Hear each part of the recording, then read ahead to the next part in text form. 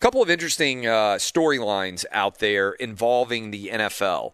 In particular, the NFL television contracts are likely to be announced, it appears, next week. That's significant because the NFL seems to want to get their television deals done so that they can help figure out what the salary cap is going to look like in the years ahead. The salary cap, obviously, is a function of the overall revenue that is produced by the league, and the league is standing to make a lot more money for television. And it doesn't appear that things are going to be changing very much with the typical way that you watch games, by which I mean Fox is likely to keep the NFC. CBS is likely to keep the AFC. Sunday Night Football appears to be staying on NBC, and then ESPN/ABC is going to get Monday Night Football. Those are what I would say the crown jewel properties in general. Where things may change, and it's only going to happen in a couple of years, is what might happen with the Thursday Night Football package. So the expectation right now is that Thursday Night Football may well, in a couple of years when that deal with Fox is up, move to Amazon and be distributed not only from a streaming perspective on Amazon, but that everybody out there who wants to watch Thursday Night Football would do so streaming it at Amazon. And this would represent a seismic shift, a monumental change in the way that the NFL has distributed their content, because the NFL has not just been focused on how much money they are going to make. They've also been smart about getting every major television network to bid on them so that all those networks are effectively providing constant promotion for their games. And in an age when virtually everything is declining in terms of television viewership, the NFL has managed better than most to maintain their overall audience. And so, as you look forward and think about the future of the NFL, the expectation is these are decade-long deals, but this might be the last time that we see deals done for traditional television broadcasters.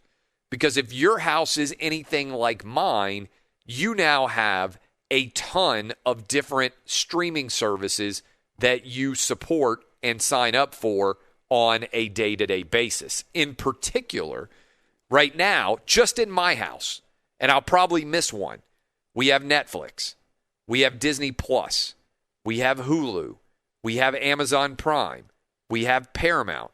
We used to have the WWE Network, but now I believe that is included within Peacock.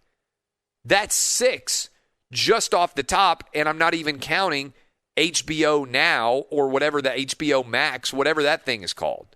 So I now have 7 different streaming services, plus we also have ESPN Plus.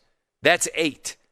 I'm subscribed to 8 different streaming services. And I can barely get on to any of them because they all have different sign-in and they all have different passwords.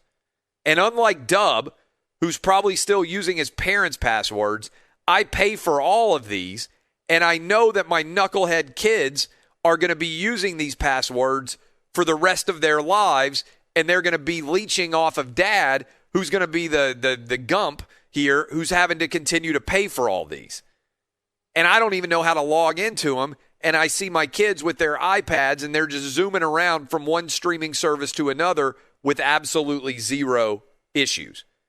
I'm putting you on the spot, Dub. I just said that I pay for 8 of these things. How many do you use, and how many do you actually pay for?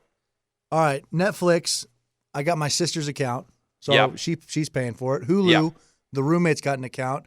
I got Discovery Plus, which is I don't amazing. have that one yet. Oh, and my girlfriend's mom is paying for that one.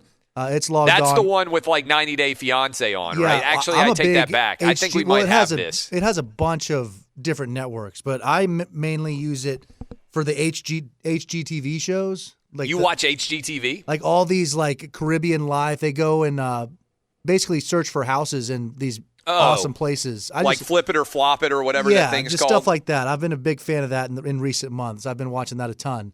But yeah, the only one I actually do pay for one, and it's NBC Sports Gold because that has PGA Tour Live.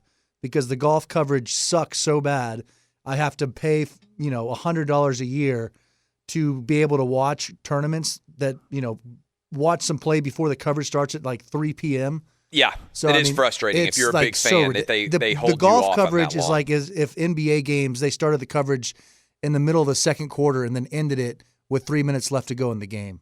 It's crazy, but yeah, I pay for one.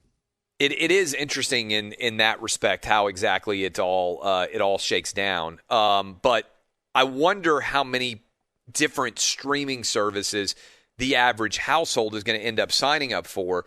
And I think it ties in with the NFL going forward because what people tried to sell you on early on in the early days of streaming were, it's going to be so much cheaper than your cable and satellite subscription. And I think what people are starting to recognize is, no, it's not. You're going to end up having to pay for so many different services, which are consistently going to be raising the cost of what they are charging you, such that before long, you're going to look at all these different streaming services and be like, man, I actually didn't even realize how good of a deal the cable and satellite bundle was when I was only paying whatever it is, $100 a month. I was getting better value and better able to find everything than I am now with all these different streaming services. I think that's where a lot of people are headed, and the NFL is effectively entering the brave new frontier if they are truly going to put that game on Amazon.